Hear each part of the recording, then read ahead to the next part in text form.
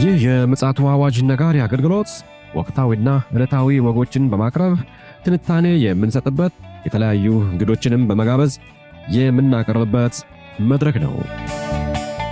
መረጃዎችን ያጠናከረ ይዞልን የሚመጣው ፓስተር አለማየሁ ነሙ ሲሆን ፕሮግራሙን የመራና መሰናዶውን ኤዲት በማድረግ ወደ እናንተ የሚያቀርበው ይልቃል አስራት ነው። መልካም ጊዜ። ሰላም ውድ የተከበራችሁ የምፅዓቱ አዋጅ ነጋሪ አድማጮቻችን እንዴት አመሻችሁ? ሰላም ለእናንተ ይሁን። በድጋሚ ከቀኑ መረጃችን በኋላ ተገናኝተናል። እንግዲህ ዓለማችን በተለያዩ ክስተቶች የተናጠችም ትገኛለች። የሚሰሙትም የሚደመጡትም የምናየውን በዙሪያችን ያለውን ነገር ይህንን የሚያመላክቱ መረጃዎች በርከት እያሉ መጥተዋል። እነዚህ መረጃና መልእክቶች የሚጠቁሙን የክርስቶስ ኢየሱስ ዳግም መምጣት በደጅ ነው የሚለውን ጎላ ባለ መልኩ እየጮሁ እየነገሩን ይገኛሉ። ተፈጥሮም፣ ፖለቲካውም፣ ኢኮኖሚውም ሌላውም ይህንን ነው እንግዲህ እያስተጋባ ያለው። እኛ ግን ጆሮአችንን በመክፈት አይናችንን በመክፈት የጠራ ነገር የመገብን ራሳችንን እንድንዘጋጅ ያስደርጉናል። እንግዲህ ይህንን በተመለከተ ፓስተር የማንቂያ ደወል ሊደውልልን መስመር ላይ ተገኝተዋል። ከእርሱ ጋር እንግዲህ ጥሩና መልካም ጊዜ እንደሚኖረን ተስፋ አደርጋለሁ። ይልቃል አስራት ነኝ ከምፅዓቱ አዋጅ ነጋሪ አገልግሎት። ውድ አድማጮቻችን ፓስተር አለማየሁ ነሙ እንግዲህ መረጃውን ሊያቀብለን ተዘጋጅተዋል። ዓለማችን እንዴት እየሆነች ነው ያለችው የሚለውን እንግዲህ ከእርሱ አንደበት እናደምጣለን። ከሰላምታው በማስከተል እንግዲህ መረጃውን ያጋራናል። ሰላም ላንተ ይሁን ፓስተር፣ እንዴት አመሸ? እንደምን አለ ወንድም ይልቃል? እግዚአብሔር የተመሰገነ ይሁን። ምን ጉዳዮች እስኪ ከቀኑ በኋላ ምን መረጃዎችን አገኘ? የሚገርም ነው። በሊባኖስ ዋና ከተማ ቤይሩት እና በሌሎችም ከተሞች ከፍተኛ ህዝባዊ አመፅ ተቀስቅሷል።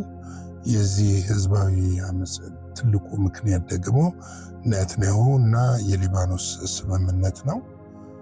እንደው ኔታንያሁ ሲናገሩ ለኢራን እና ለሂዝቦላ ከባድ መርዶ ነው የሚል ነገር ተነስቷል። ይህ ስምምነት የሊባኖሱ መሪ ናቸው የፈረሙት፣ ጠቅላይ ሚኒስትሩ ፕሬዚደንት እሳቸው ናቸው የፈረሙት። ጠቅላይ ሚኒስትር ቤንያሚን ኔታንያሁ ስለ እስራኤልና ሊባኖስ ስምምነት መግለጫ ሰጥተዋል። ሊባኖስ መንግስት ስለወሰደው ደፋር እርምጃ ምስጋና አቅርበዋል። እንግዲህ ጠቅላይ ሚኒስትሩ ቤንያሚን ኔታንያሁ ከሊባኖስ መንግስት ጋር ዓርብ ዕለት ነው የተደረገው የማዕቀፍ ስምምነትን ተከትሎ ቅዳሜ ሌሊት ማለት ነው ምሽት ላይ ጋዜጣዊ መግለጫ ሰጥተው ነበረ።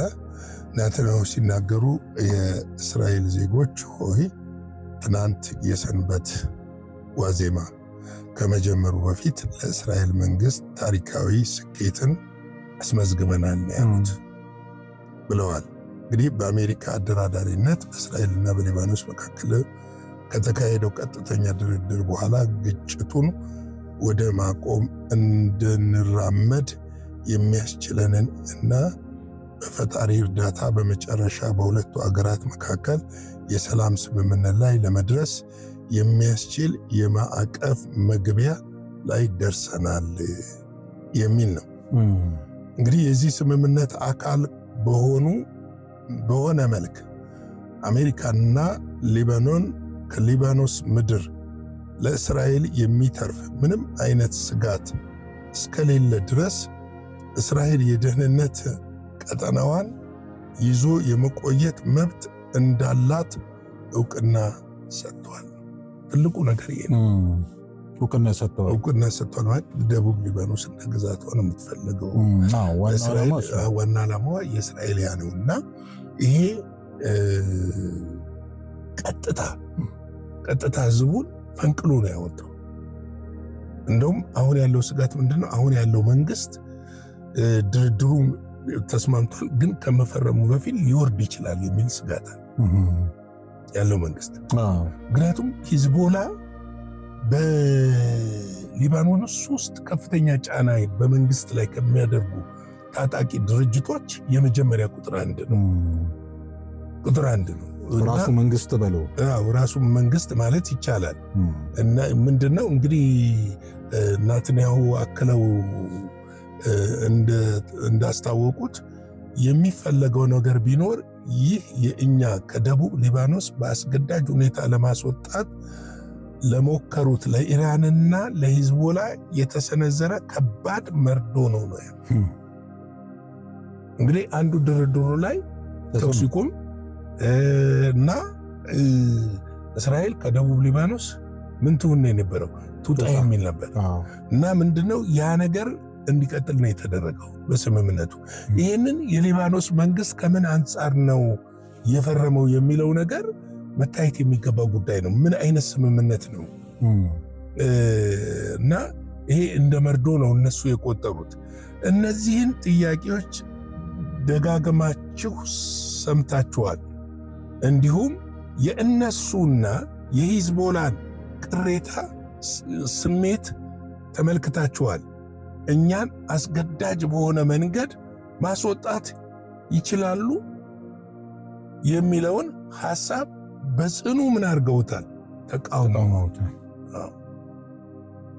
እንግዲህ ኢራን በዚህ ቦታ ላይ ምን አይነት መቃወሚያ ልታመጣ እንደምትችልና ልታደርግ እንደምትችል ይታወቃል። ሂዝቦላን በመጠቀም ያለውን መንግስት ማውረድ ነው፣ ባላት ተጽዕኖ የማድረግ መንግስት ነው።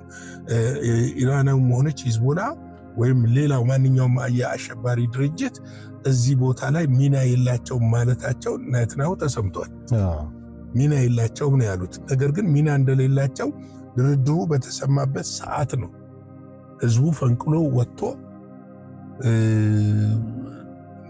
ሰልፍ ወጥቶ ተቃውሞውን የቀጠለው እና ምናልባትም በፓርላማ ውስጥ ያሉ በሚኒስትር ደረጃዎች ያሉ በወታደራዊ እዝ ውስጥ ያሉ የሂዝቦላ አባላቶች ባለው መንግስት ላይ ጫና ሊያደርጉት ይችላሉ ተብሎ ተፈርቷል።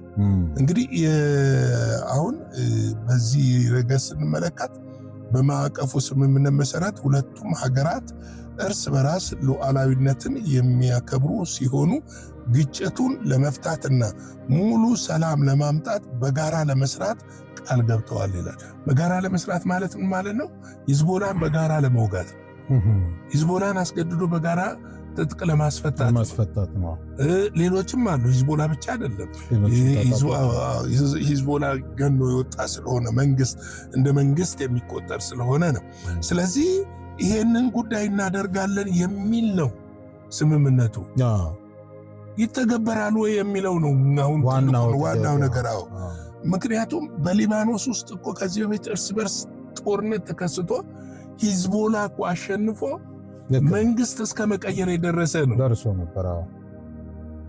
መንግስት እስከ መቀየር የደረሰ ነው። ኢቭን በሶሪያ መንግስት ላይ እኮ ጫና የሚያደርግ ትልቅ ድርጅት ነው። እና ቀላል ነገር እንዲህ በቀላል የሚታይ አልመሰለኝም። ምናልባት እንደው እዚህ ጋር ሐሳብህን እንደው እንድታጋራ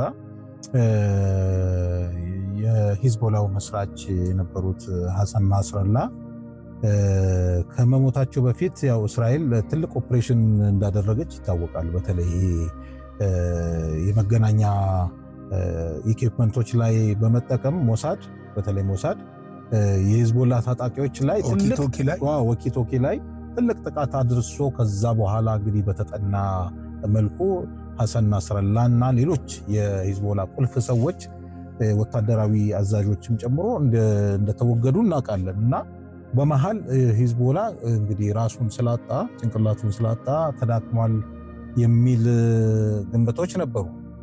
እንግዲህ አሁን ምናልባት ያንን መሬት ለማውረድ የሚደረግ ጥረት ነው ወይስ እስራኤል በራሷ ልታስኬደው ነው? ግምቱ እኮ ፉርሽ ሆነ። አሁን ባለው ጦርነት እኮ እስራኤል በከፍተኛ ሁኔታ እየተጎዳች ያለችው ለምንድን ደቡብ ሊባኖስ ዘልቃ አይገባቸው? ገብተዋል። እነዚህ ባለገመድ ድሮኖች እነሱም በመጠቀም እኮ እስራኤልን በከፍተኛ ሁኔታ እያጠቃ ነው ሂዝቦላ። ሂዝቦላ እስካሁን እኮ በየቤቱ ውስጥ ድሮን እያመረተ ነው ያለው። ውጊያውን እኮ በእስራኤል ላይ ከፍተኛ እንትን ብሏል። በቅርቡ አንድ ምሽግ ተማርኳል። ከባድ እንግዲህ ዋና ሊባል የሚችል ዋሻ ተማርኳል። ግን የሂዝቦላ ባለስልጣኖች መግለጫ ሲሰጡ ድሮ እንጠቀምበት የነበረው የሞርተር ጥይት ምናምን ባዙቃዎች ምናምን ያሉበት ነው ሌሉ ይችላሉ። ቀን ላይ እንደምታውቀው አንድ ነጥብ አንስተን ነበረ። በኢራን ላይ በሙሉ ኃይሌ በቅርቡ ተመልሼ እገባለሁ የሚል ሐሳብ አቅርባለች እስራኤል። እንግዲህ ይሄስ እንዴት ሊታይ ይችላል? እንግዲህ አሁን ምን መሰለህ፣ በመካከለኛው ምስራቅ ጦርነቱ አይቆምም የሚለውን አጽንኦት ሰጥተን የምንናገረው እኮ ይሄ ነው። ይበልጥ እየተወሳሰበ ነው እየተወሳሰበ ነው እየሄደ ያለውና አሁን ደግሞ ምንድነው ኔታንያሁ ለማለዘብ ይሁን ከዚህ በፊት ያነሱትን በተባበሩት መንግስታት ድርጅት ያነሱት የነበረው ካርታዎችን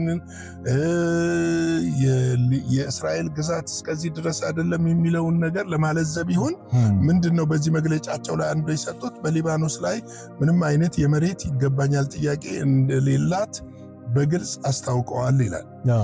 እንዲሁም በሂዝቦላ የሚሰነዘረውን ስጋት በመላው ሊባኖስ ከተወገደ በኋላ አይዲኤፍ ኃይሎቹን በሀገሪቱ ውስጥ ማቆየት እንደማያስፈልገው ገልጸዋል። አሁን ምንድነው ሁለቱ ተባብረው እንትን እናስወግድ ነው፣ ሂዝቦላን እናስወግድ ነው። ሂዝቦላን ግን ታስወግደዋለን። ሂዝቦላን እንዳታስወግደው ህዝብ እንደሆነ ቁጥር እያሳየ ነው ያለው። ህዝብ እንደሆነ እያሳየ ነው። ልክ ነው። በቃ ህዝብ መሆኑን አመለከተ ህጉ። በመላ ሀገሪቱ በአንዴ ግልብጥ ብሎ ወጥቶ መንግስት ለማውረድ የሚያስችል አቅም ሁሉ እንዳለው ለመለወጥ አቅም እንዳለው እያመለከተ ነው ያለው እና ለማለዘብ የምታደርገው ነገር ከዚህ በፊት ጥያቄ ያለኝ የምትለውን ነገር እንዴት ነው? አስቸጋሪ ነው። እስራኤል ከሊባኖስ ግዛት ደረጃ በደረጃ ለመውጣት ቃል የገባች ሲሆን ይህም መጀመሪያ የሚጀምረው የሂዝቦላ ታጣቂዎችና የሽብር መሰረተ ልማቶች አካባቢዎች መጽዳት እየተረጋገጠ ቁጥራቸውን ለሊባኖስ የታጠቁ ኃይሎች በሚተላለፍላቸው 2 የምክር ቀጠናዎች ላይ ይሆናል ነው የሚሉት። ስለዚህ ሂዝቦላን ሙሉ ለሙሉ ማጥፋት፣ ትጥቅ ማስፈታት የሚለው ነገር ይሰራሉ የሚለውን እንግዲህ ወደፊት የምናየው ይሆናል። ልክ እንደ እንትን ማለት ነው እኮ እንደ ጋዛ። አሁን ጋዛ አሁን ትንሽ ሰሞኑን የአመጽ ነገሮች በሰው ዘንድ ይታያል እንጂ ሐማስ ሙሉ በሙሉ ባይጠፋም የመዳከም ነገር ይታያል። እና አሁን በዚህኛው አቅጣጫ እስራኤል የደህንነት ስጋት ያላት አይመስለኝም በእኔ ግምት።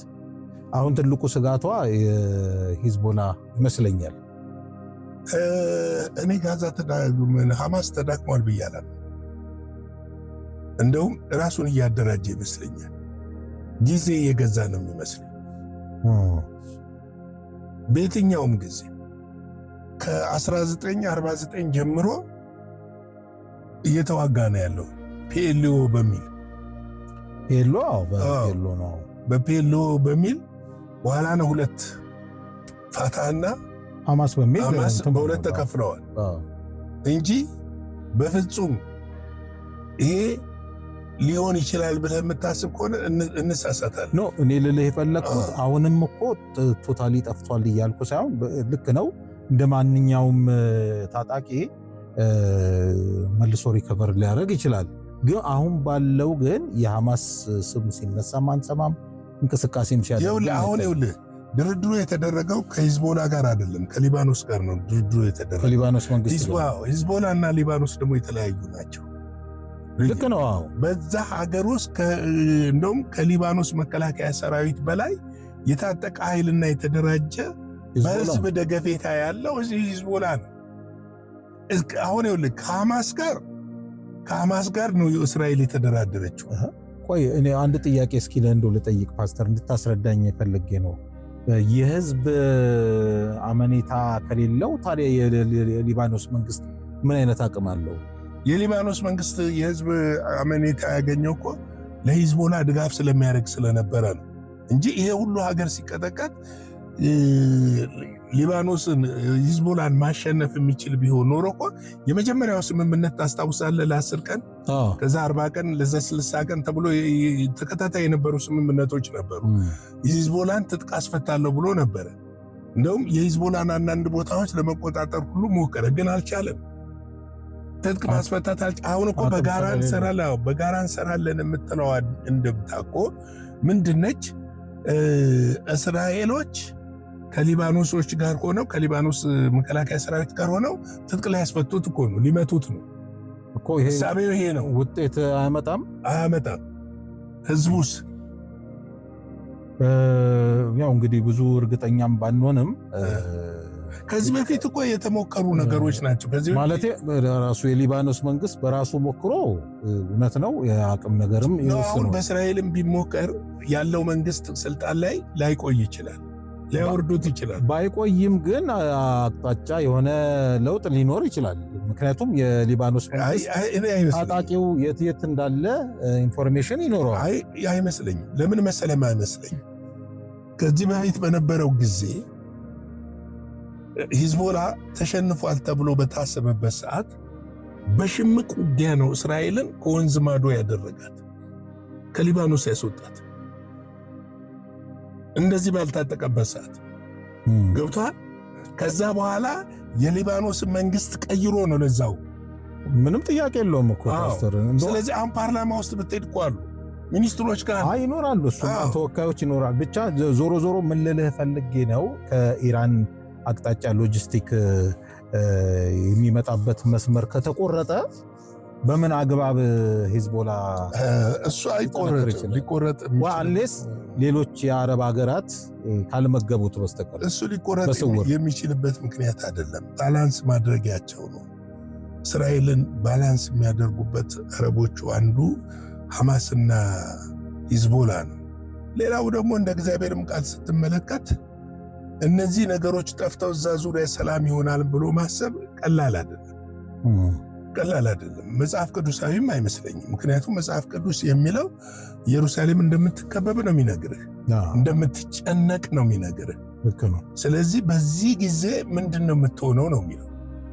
በዚህ ጊዜ የምትሆነው ነገር እጆቿን ወደ እግዚአብሔር እንደምታነሳ ነው መጽሐፍ ቅዱስ የሚነግርህ።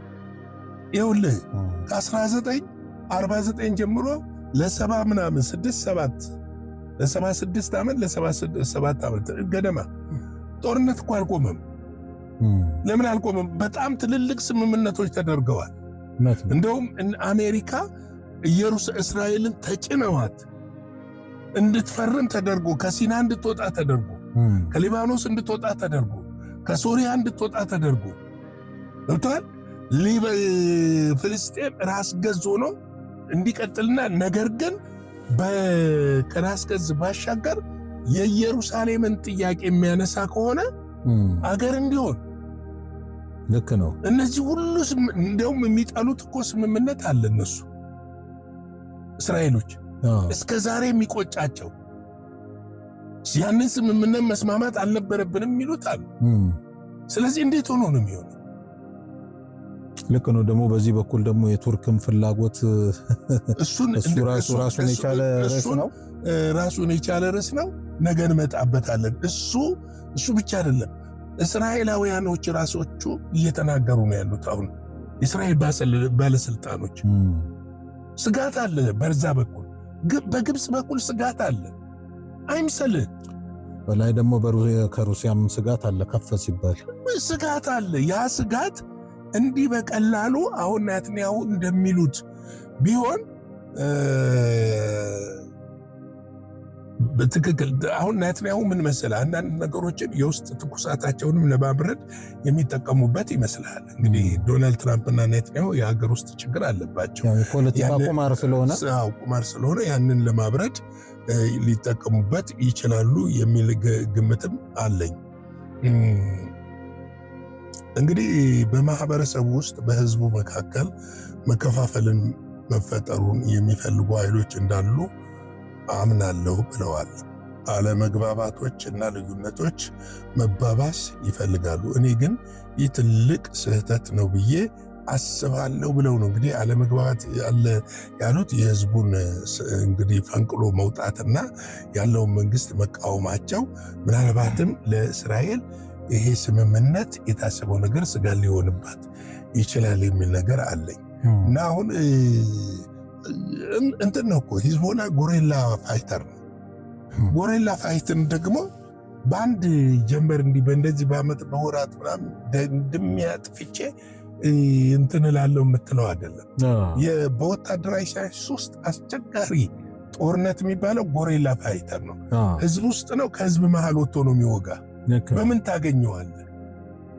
ዛሬ እዚህ ጋር ነው፣ ነገ እዚህ ጋር ነው። ስፍራ የለው። ቋሚ አድራሻ አይደለም። ቋሚ ወታደር ሆኖ አይደለም የሚሰለፍብህ። ፊት ለፊት ከኢራን ጋር እንደምትዋጋው አይደለም የምትዋጋው። እውነት ነው። ገብቶሃል? እዚህ ጋር ስደፍንበት እዛ ጋር ይሄዳል፣ እዛ ጋር ስደፍንበት እዛ ጋር ይሄዳል። የህዝብ ድጋፍ ደግሞ ካለው በፍጹም ያንን አታሸንፍም። የምታደርገው ምንድነው መሰለህ?